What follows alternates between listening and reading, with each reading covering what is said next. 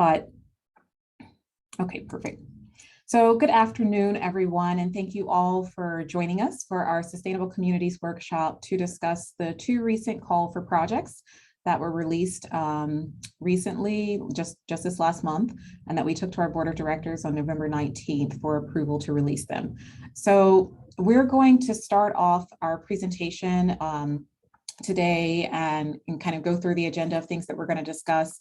Jenny Russo and I will be doing the presentation, but we are going to leave time for questions and answers. But before I begin and we go to our next slide, just let me go over a few housekeeping items. So as you heard me tell to Sam to start the recording, this meeting is being recorded and it will be posted online. In addition to the recording, the PowerPoint slides that we're going to share today, we will also make those available for you online. We have left the chat open for this meeting, so we're asking that if you do have questions throughout our presentation, that you'd feel free to put them in the chat. We will try and get to some of them if we can at the end of the presentation, and if we can't during the presentation, we will certainly have follow-up for all of those questions that are input into the chat. And we're hoping to be able to, at the end of our presentation, leave time at the end for live questions that people may want to ask and get an answer for immediately. So next slide, Tracy. Okay, so moving on to our agenda for today, there is a lot of detail in the call for projects. And so we're going to try and cover some of those details today, starting with an overview of the project, or I'm sorry, the program and their goals and objectives. We're also going to go through the minimum eligibility requirements and the eligible activities that you can do with the funds. And then I'm going to turn it over to Jenny, who is going to discuss the scoring criteria, the allocation, and some important dates that are important to note for distinguishing between the 2 call for projects. And then, as I said earlier, we're hoping to have time at the end to still have open Q&A. Next slide. So we're providing 2 grant opportunities for local jurisdictions. One is the housing, it's a new one, Housing Acceleration Program, and we're using regional early action planning funds that we receive from the state to do this particular grant program. And then we also have our TransNet Smart Growth Incentive Program. This is an existing one that many of you, I'm sure, are familiar with. And one of the things that we talked about with our Board of Directors, and we also, when we presented this to the Regional Planning Committee, is that we're releasing them together because we do feel that the efforts that we're trying to achieve with both grant programs are complementary. They can help support our regional goals to accelerate the production of housing, to meet our RHNA allocation, but then it's also helping us through the Smart Growth Program to really be able to look at how we can achieve some of our climate goals, reducing GHG and VMT throughout the region. So each grant program for this particular call is $3 million for each of them. And we're really excited about the opportunity to be able to release this and put some planning dollars into the hands of all of our locals, because we know that you also have many goals that you're trying to achieve at the local level. So next slide. So just to give you a little bit of an overview about the Housing Acceleration Program, in 2019, the state legislature passed Assembly Bill 101, which provided one-time grant funding through the California Department of Housing and Community Development to regional MPOs like SANDAG, so that we could collaborate on housing projects at a regional scale. So doing more than what you typically are familiar with us in doing, which is just developing the RHNA plan. And this program is called the Regional Early Action Planning Program. You'll hear me refer to it as REAP, and Jenny will also refer to it as REAP throughout this presentation. And SANDAG's portion of those funds that we were allocated was $6.8 million. And we're using those funds to create the Regional Housing Acceleration Program grant. And then we're also, that we're sub-allocating to the local jurisdictions through this call for projects, among other regional initiatives that we're going to be doing for our local jurisdictions and for the region. Next slide. So the Housing Acceleration Program, or I might refer to it as HAP several times throughout the presentation, has several goals and objectives that you see here on the screen. All of these goals are aimed at increasing housing production, streamlining the development, review and approval process for housing, and really keeping in mind local and regional goals for equity, reducing vehicles, miles travel, and greenhouse gas emissions to really help our region to implement our regional plan. Next slide. And many of you I know are familiar with the Smart Growth Incentive Program. This is our existing grant program that is funded through TransNet. The Smart Growth Program provides funding for transportation-related infrastructure improvements, as well as planning efforts that support smart growth development in our San Diego region.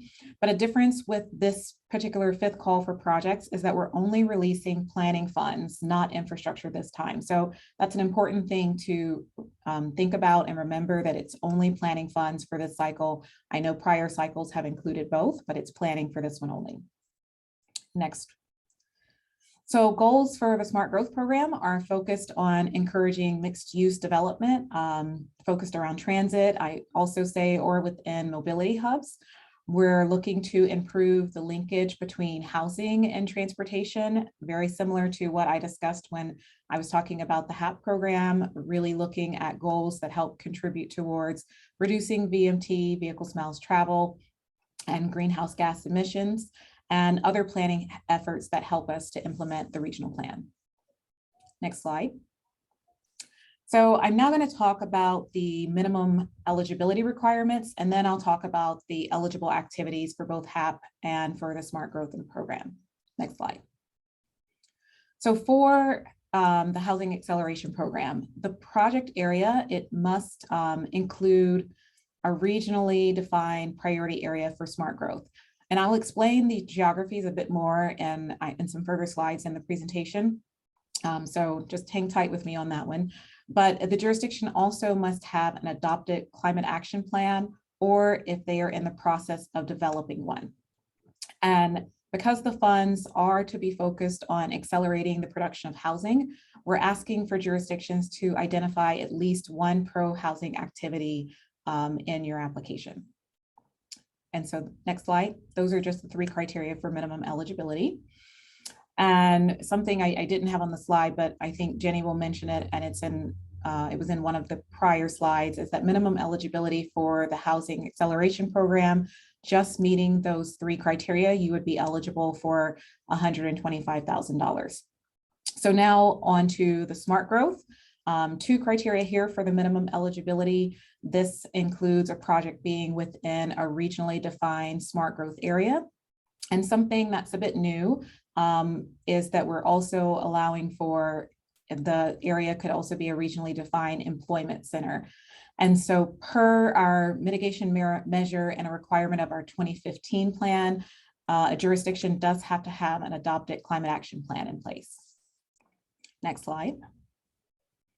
So on those particular smart growth areas, this is our smart growth opportunity areas map. And so this map is available on SANDAG's website. It's been a part of several smart growth incentive program calls prior to this one. And this is one that you could use in reference in terms of smart growth areas that are regionally defined. And you can use this map for either call for projects, either the housing acceleration or the smart growth one. Next slide. And I did mention something that was new for the Smart Growth Program in particular is that we've expanded what is considered a smart growth area to include our employment centers. You may have seen at SANDAG's Board of Directors when we have given presentations and have used these geographies and doing a lot of our planning areas for smart growth and really trying to focus bringing housing and jobs balanced within our region. And so these are also areas that you can use in defining what is a smart growth area. And I would also say when we define for the Housing Acceleration Program a smart growth area, it's left just kind of as just that, a bit broader. And part of the reasoning for that is some of the eligible activities that you're able to do with the Housing Acceleration Program Also includes staff augmentation. So smart growth area and what you may define it could be something that's more of a citywide effort, but we encourage you to write what you're defining as a smart growth area and submit it or ask a question so that we can help you to understand exactly whether or not we feel that that's a regionally defined smart growth area that's applicable for the Housing Acceleration Program. But these two map geographies would also be eligible for you to use. Next slide. So in terms of eligible activities now, I'm just going to walk through what are some of the ones that we have for the Housing Acceleration Program, as well as for the Smart Growth Program. And then I'll turn it over to Jenny. I won't go through every single detail on the slide. As we said in the beginning of the presentation, we will make this PowerPoint available to you online, as well as the recording. Next slide. So for the Housing Acceleration Program, I do want to point out that indirect costs are not eligible or not allowed under the Housing Acceleration Program, but in terms of direct cost, you can have local agency salaries, professional services, planning project activities, or other direct expenses that are incurred on behalf of the project. So next. And then in terms of temporary staffing, this is something that's definitely unique to the housing program. Temporary staffing that you may need in order to help you accelerate the production of housing are eligible expenses. And, we've heard when we, surveyed some of our jurisdictions that there is often a backlog in being able to process housing permits at the counter. So if this is a solution that would be helpful to your jurisdiction to apply for the funds to support temporary housing, that is an eligible activity that you would be able to submit for, as well as if you are bringing on consultant support. Next slide.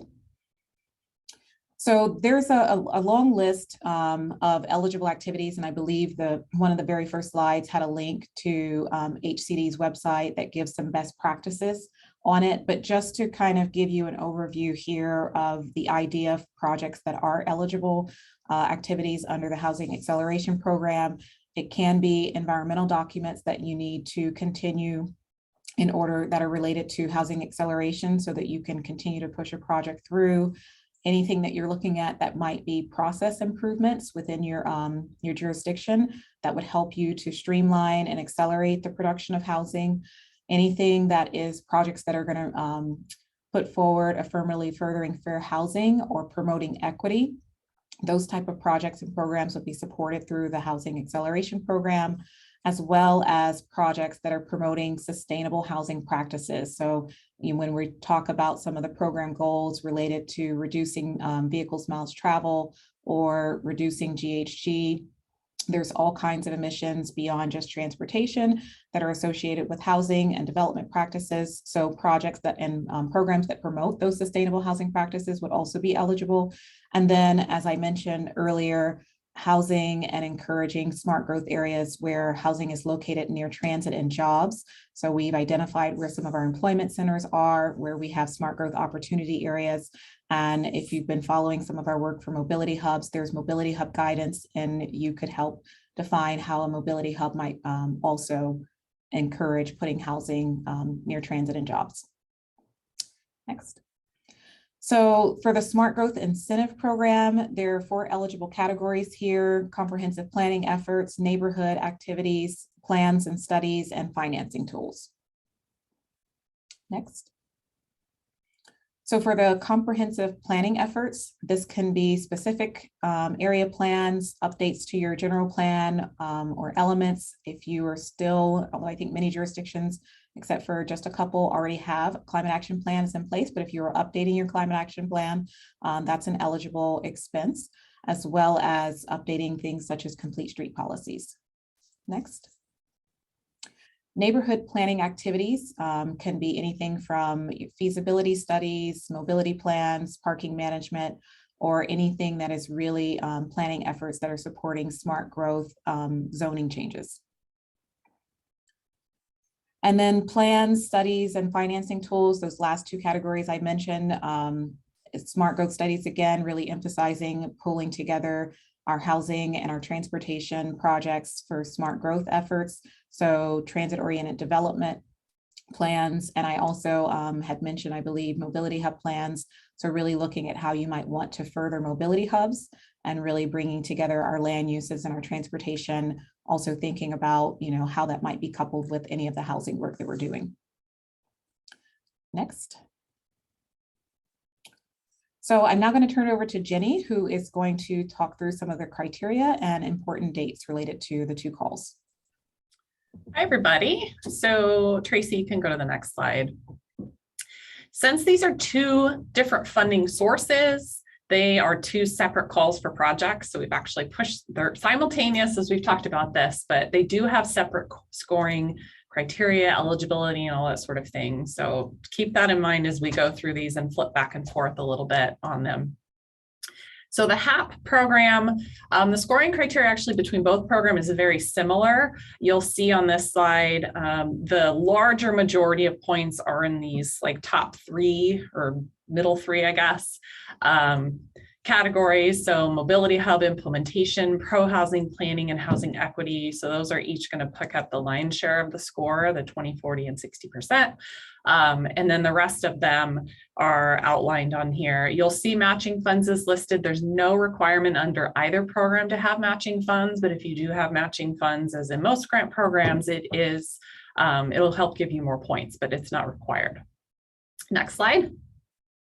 And then I don't know if you noticed when we flip through this, but the only change really between HAP and smart growth in the criteria itself is just reference to things. So smart growth here, we talk about smart growth planning, implementation, and smart growth equity, as opposed to just general housing on the housing side. So other than that, the criteria are very, very similar, and you'll see those in the call for projects. They have them defined out like this, and there's a scoring rubric that's there that explains each one of these and how those points are going to be calculated. Next slide, please. So allocations and schedule, you can go to the next one. So this is a table to show you the difference between the two programs. As we talked about, they're two different sources of money. They're both $3 million each. The HAP program, as long as you meet the minimum eligibility requirements, you automatically qualify for a $125,000 grant. And then if you continue on and want to keep progressing, if you have a larger project that you're interested in competing for some of this residual funding that's in there, that's where this maximum award goes up to $500,000. So there is an opportunity for those of you that just have a really simple need to just pick up this $125,000. So that's why we're encouraging everybody to apply for it. On the Smart Growth program, there isn't a minimum. It's just this typical program that you guys are all used to, how we've done it in the past. Neither program has a match that's required, but we do have points for match if you happen to have them.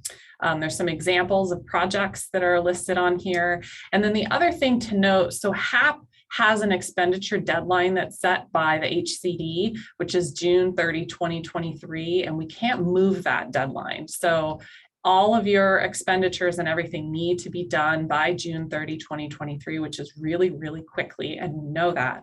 On the Smart Growth side, it's TransNet funding, so we don't have an expenditure deadline like that that's set in, a date format. So it's the traditional program where you have 36 months from when you get your notice to proceed to implement your project. So there's definitely a lot more time on the Smart Growth program than there is on the HAP.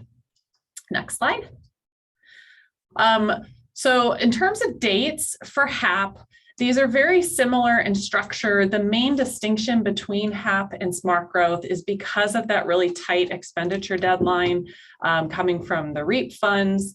The call for projects for HAP is only out for 60 days or 64 days, I think it is. So those applications are due kind of late January, mid to late January, as you see on here on the 21st. And we're holding questions open all the way through the 14th, or sorry, the 7th, and then we'll be posting answers back out to all of you guys no later than the 14th. That way you have kind of a dead week that's in there if you're finalizing your application, and you don't have to watch for anything that's going to be changed. We'll have notices of award by March 4th. And it'll be going up through our RPC and board, as most of the grant programs that you're used to do, which will be on March 11th. And then grant agreements executed and notices to proceed by April 11th. Next slide. On the smart growth side, it's standard as we're used to. It's a 90-day application period. So those are not due until the end of February. So you've got a lot more time to work on an application under SGIP, more time for questions and that sort of thing. And those will be going a little bit later than HAP because it doesn't have the tight expenditure deadline. So we intend to send out the notices of award on April 1st and take it up through RPC and the board on April 8th. And notices, grant agreements, notices to proceed, and all sorts of things are expected the early part of May. And then this one, as I mentioned earlier, does not have, a date-driven expenditure deadline. So you'll have 36 months to expend those funds. Next slide. So one of the things that we are putting together to help all of you, we know that there is a unique need for similar services across the region. So SANDAG's building a sustainable communities on-call. So this is going to be an on-call procurement. We will be using it for some region-wide activities, but we're also making this available to the jurisdictions because we know procurement is not a fun thing, and why have everyone sort of replicate the same process. So we will be releasing it sometime later this month, and we're anticipating awarding contracts in May of next year. As you notice, HAP, you would probably get a notice to proceed in the beginning part of April. So the idea is to have this ready if you need to hire a consultant, shortly after that. So anybody who's a grant recipient, any of the jurisdictions, you're welcome to utilize this procurement and the negotiated rates. So you do not need to do a separate procurement.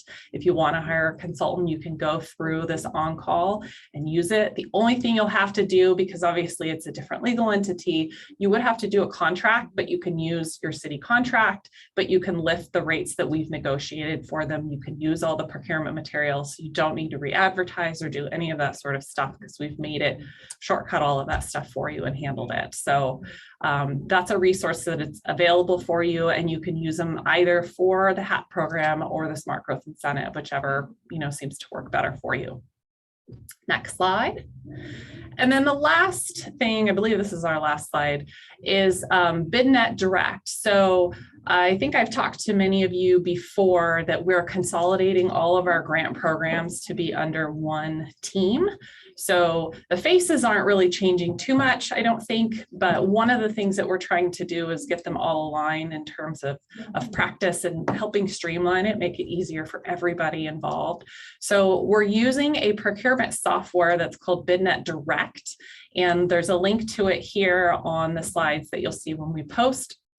So BidNet, basically it works just like any other registration system. All of our grant programs are being advertised through BidNet. So if you go on the SANDAG grants page right now, you'll see there's 4 call for projects that are out. These 2 that we've talked about, there's EMP, the Environmental Mitigation Program, and there's also a smaller Go by Bike mini grant. So we'll post everything through BidNet.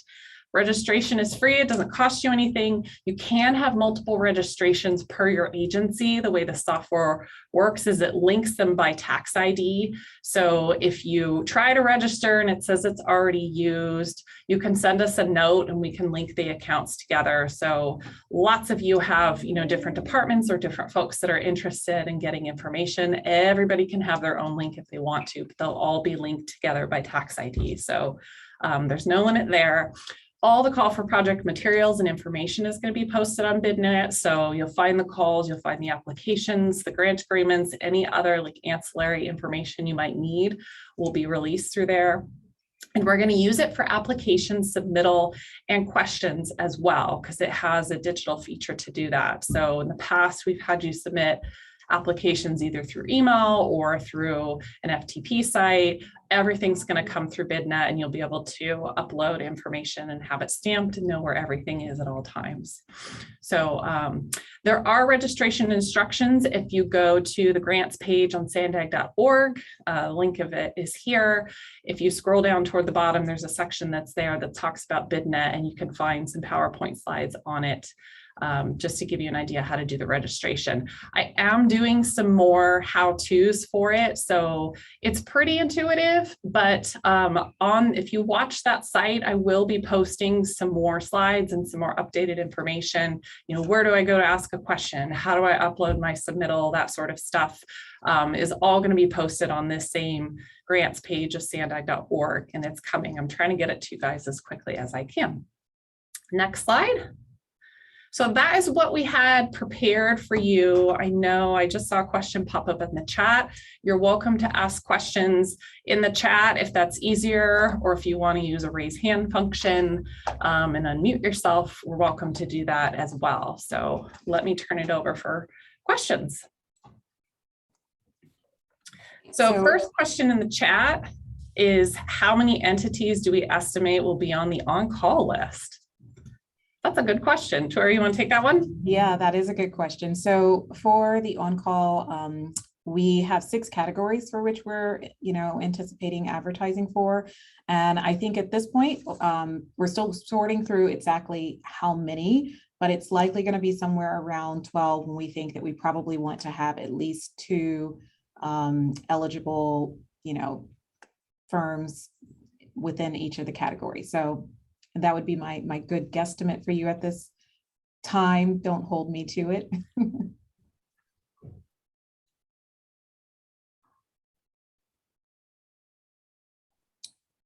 Okay. There we go.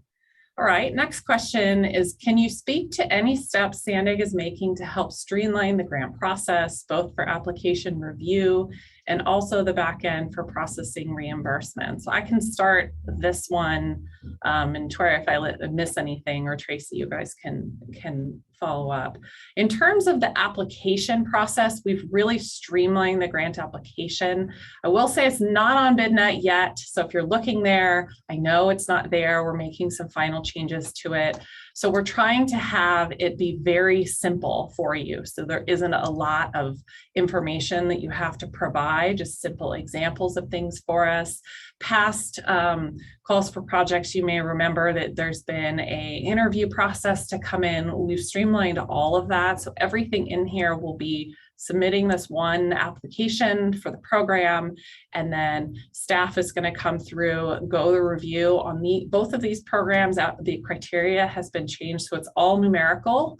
There's no guesswork in here. We're not having a committee as we've done in the past that score grant applications. So you'll be able to tell, looking at the scoring rubric, exactly how many points you'll receive based on the answers that you're giving. So that's why this turnaround is a lot quicker. It removes some of the guesswork that some of you may have had in the past, if not sure, how is this going to score? It's very, very exact that's in there, which makes it a lot quicker. And then on the back end for reimbursement, I don't think it's a whole lot different from prior. I don't know if Tracy, if you want to talk about anything in there, maybe that's been changed from past cycles, but I believe it's pretty similar in terms of timing. The only hard one, like we said, is HAP with that tight expenditure deadline, but we're going to work with all of you and send out reminders and make sure everybody is meeting that. And we're here for you if you have questions or having any concerns about them. So I don't know if you guys want to add anything to that question. I don't have anything to add. I think you did a good job. Great. Okay. There's no longer a requirement for a jurisdiction to pass a resolution to apply. Correct. So we have waived the resolution requirement for HAP because of this short deadline. I know some of you have to do that anyway. You have to go through council to get permission, but it's not being required from us in order to apply. There is still a resolution that's required as part of our board policy, but that's for accepting the funds, which is traditionally something that you folks are doing anyway. So we do still have it, but it's delayed. So you have until next April or next May to be doing the resolution. So there's a lot of time built in there to do it, and you do not need to do it as part of your application submittal. Just be part of award. Next question. Because of the additional information asked for in the registration process, does an agency's procurement section need to set up an initial registration for the agency? I guess it depends on agency by agency. Most of this stuff is pretty straightforward, simple things, but if you don't know like your agency's tax ID information, you may need to have somebody either from your finance group or procurement help set them up, but it's not mandatory. It could be set up by really any department as long as you have the basic minimum mandatory information. And I did, when I put together the slides in the PowerPoint, just pulled together some short steps on how to do it. There's not a lot. I think full process from start to finish is maybe 30 minutes. And the only reason there's a little gap in there is you get an email confirmation sent to you that you have to validate. So it's not a lengthy process. You should be able to do it without needing to use, another department, as long as you've got all that information. That's a great question.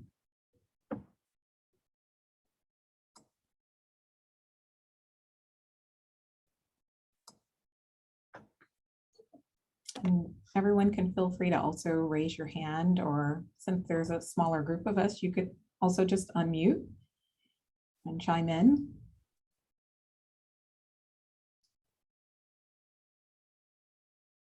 And we know it's a lot being thrown at you all at once, so you've got time to ask other questions as well.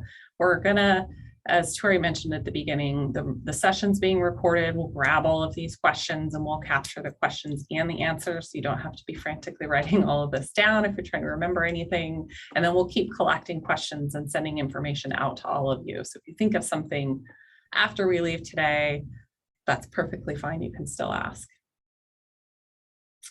Can a jurisdiction apply for something like a mobility hub extension plan if they are just outside of a proposed hub, but believe it will meet SANDAG's goals? Yeah, that's a really good question. And I think that's also why, and I'm assuming you're specifically referencing the Smart Growth Incentive Program grant. And so that's why we extended to include the employment centers. So I would like to say that the answer would be yes, that you can look outside of like what are the traditionally known as our smart growth opportunity areas. But certainly if you have a specific boundary that you're looking at, you can feel free to submit that to us so that we can follow up with you specifically on that one to make sure that it's an eligible geography. But that type of idea and thinking is exactly what we're hoping to achieve with the Smart Growth Incentive Program, as well as the Housing Acceleration Program.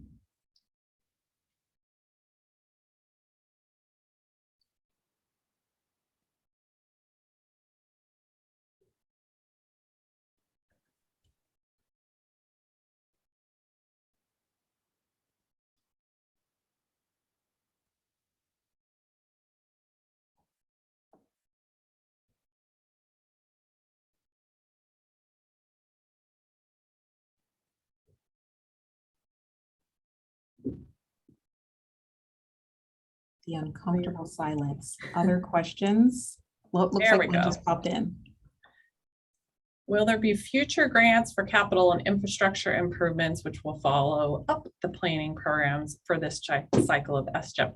I forgot to mention this. So yes, we postponed the capital side of the typical smart growth program because of this nexus to REAP. So sometime next year, we haven't really come out with a specific deadline yet. If I had to crystal ball it, I would say probably in the fall sometime, maybe summer, if we're lucky. We would release the normal smart growth call that you're used to that would have a combination of planning and capital and infrastructure dollars in there. So it's just this short one that's only limited to planning, but we'll resume what you're used to with all of the capital and infrastructure programs sometime next year. And we'll share some more information on that. I know it's not super relevant to this, but if you're wondering, for active, we've traditionally released smart growth and active together. We're probably going to split those two apart and align, keep housing and smart growth aligned and push active out, align it to when the state does its active transportation program, the ATP program, because there's a lot of similarities that are in there. So we're still working on it. It will be a call sometime next year because that's when the ATP is supposed to be coming out. But if you're thinking, oh, it'll be smart growth and active, it won't. It will be just smart growth, or it'll be smart growth and another version of REAP. Yeah, and just to elaborate a little bit on the REAP one, while we talked and our focus today has been on the REAP 6.8 million that we received from the state, we're anticipating an additional one-time grant funding from the state for what we're estimating at around 43 million, and we'll want to sub-allocate a portion of that as well. And so when Jenny is referencing the combination of SGIP with, the housing one, that's also what we're keeping in mind, is because we know that additional funding from the state is anticipated to come next year. And so that one also allows for planning and infrastructure. So we'll be wanting to put together a call for project to be complementary, sub-allocating some of those funds. And again, just like this one, I will give a forewarning.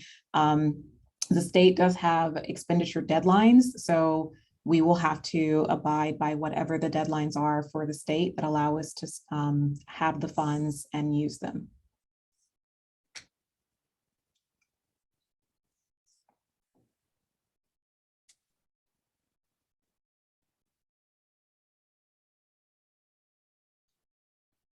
These are great questions. Thanks, everybody.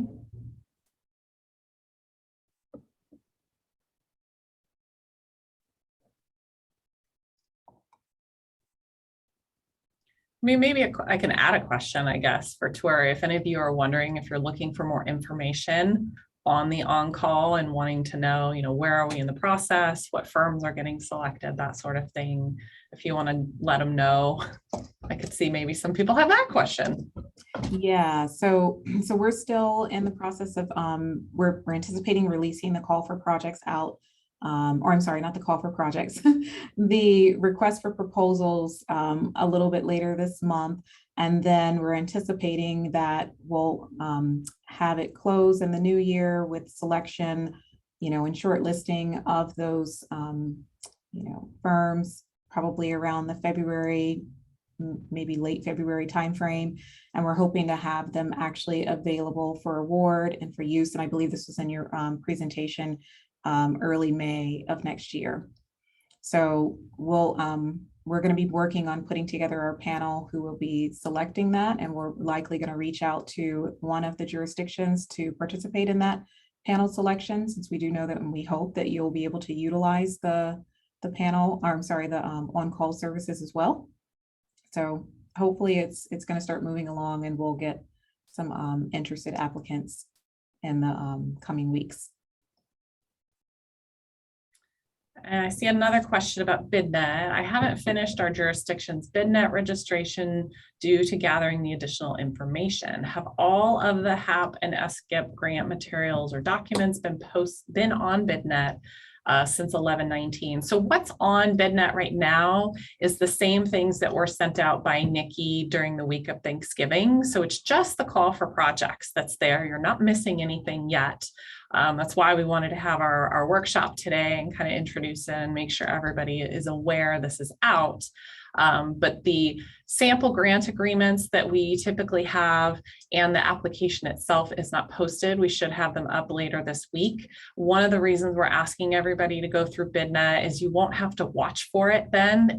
As you download material, like a lot of these systems do, it'll send you an automatic notification. It's going to add you to a list. So you'll be notified when we post the remaining material, when we post this PowerPoint, things like that. You'll see it. You'll get notifications of questions and that sort of stuff. So you don't have to be surprised for it. But because BidNet is still new and everyone's kind of getting used to it, we'll probably do another email like we did from where Nikki had sent out the call. We'll probably do something similar and let you guys know, where things are, just to kind of help move this stuff along.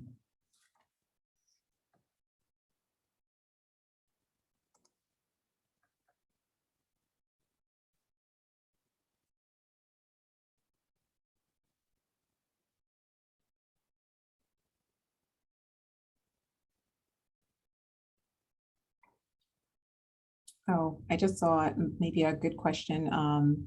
Jenny, we can explain is the number, this was one prompted by Tracy. So thanks, Tracy. The number of applications per jurisdiction. So I don't know if you want to explain how we're looking at the ability for people, one application per jurisdiction, but we are encouraging partnerships, partnering either with other jurisdictions, or you can partner with a a nonprofit, or community-based organization. And if you are having a partnership, then you can submit up to 2 for the applications. Oh, great. Thank you, Tracy.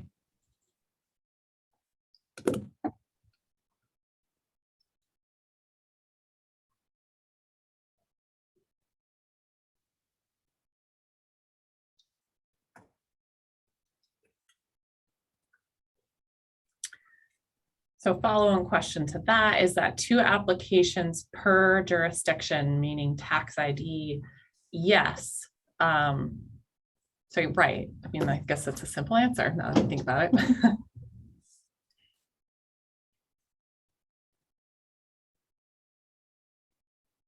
And when we say that, we mean as the lead applicant. So if you're a partner on one and you're submitting, your own, but maybe you're not a lead on the partner application, keep that in mind. And we do talk about it in the call for projects. But the idea behind it is because there's not a lot of funding. So to make sure that everybody's got a fair opportunity to compete for it. That's why we've got this limitation that's on there.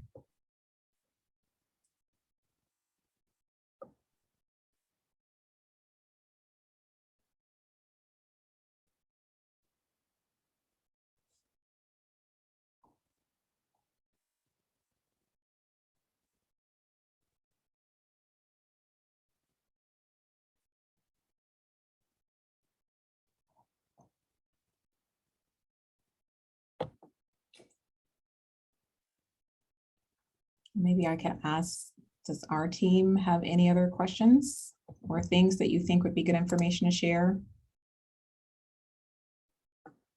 2 applications per grant, HAP and SGIP. Yes, so total of 4 that you could do, 2 under each.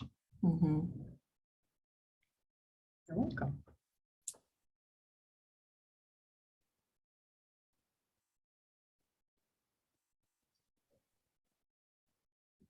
I know it's a lot, especially HAP being new. So if you go through them, you have questions, absolutely reach out to us.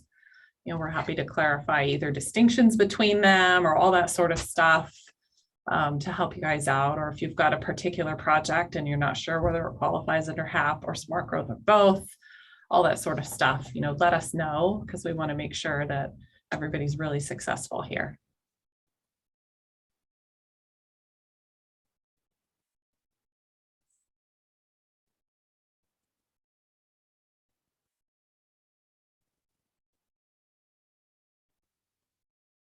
Anything else from our own team?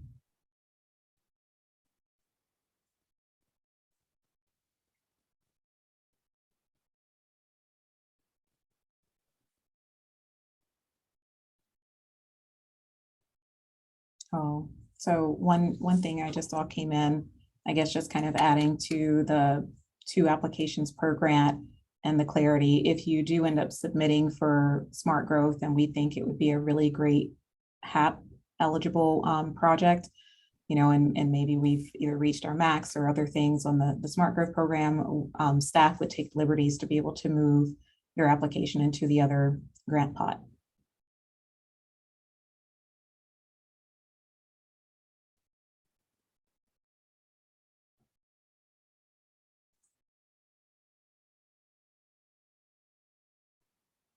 Yeah, Sam, do you want to come off mute and mention we have a pro housing workshop that we're planning on doing in January?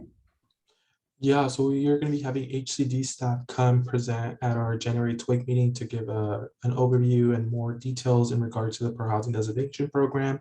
That's also part of the criteria here for the Housing Acceleration Program. So if that's something that you're still need more clarification or have questions that you would like to ask HCD, I would encourage you all to attend as well. And we're looking at that meeting on January 13th. Yeah, correct? at a regular TWIG meeting time. Yeah.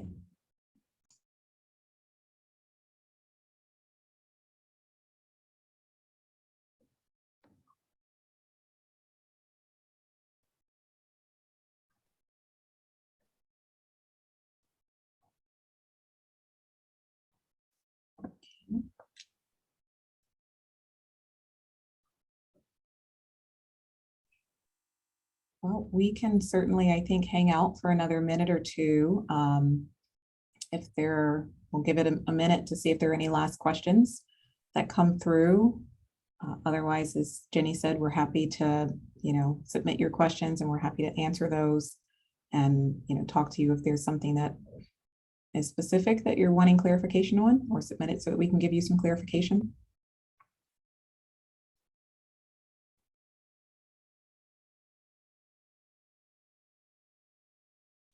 If there are no further questions, and I guess if there are no further input or things that our team wants to share, we'll likely end this a bit early and give many of you some time back to your schedule. See one question in the chat. So for HAP, the CAP does not need to be adopted, but for SGIP, it does. Correct. That's because of where the funding is coming from. So TransNet has a requirement to have an adopted CAP, but HAP obviously is different funding and it doesn't have that.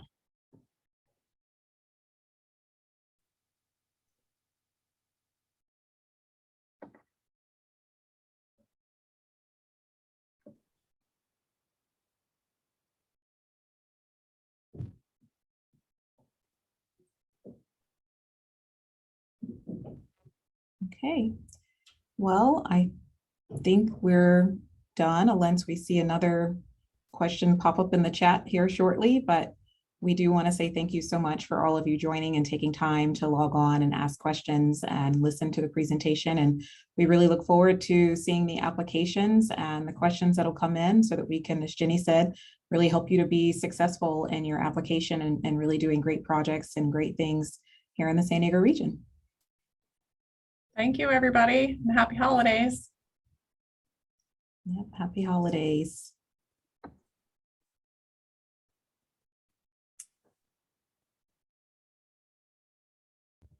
All